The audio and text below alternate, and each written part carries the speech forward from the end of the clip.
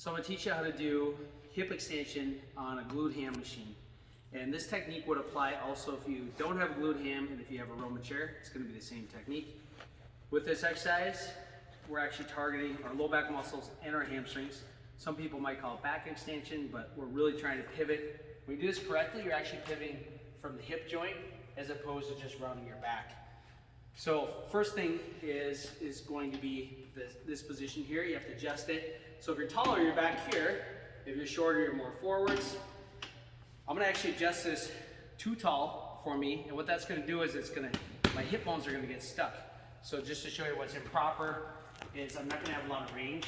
I'm right there, my hip bone is stuck, and that's about as far as I can go down without my hip bones getting stuck. Any other motion, if I want to keep going down, is going to cause my low back to round. So I can only go back with a rounded back. And we really like to teach you to pivot more from the hips. So I'm going to go right there and not pivot from the spine. So this is my position. And you're going to step all the way in here like that. Step in all the way in here like that. And there's some other settings too that you want to make sure are tight. In this case, I want to make sure this is tight right here. Now I'm good to go.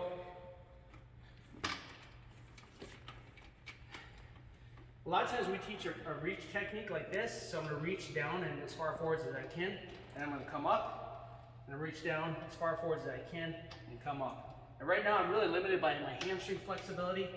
That's about as far as I can go without losing my arch of my back. This is a good position for me.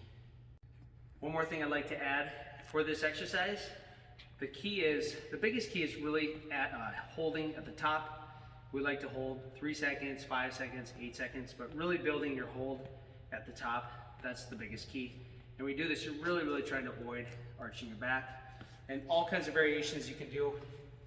So the technique I taught you will apply. Once you get good at reaching, then eventually you're gonna hold here. And you can hold weight across your chest, you can do single leg. You have all those different variations.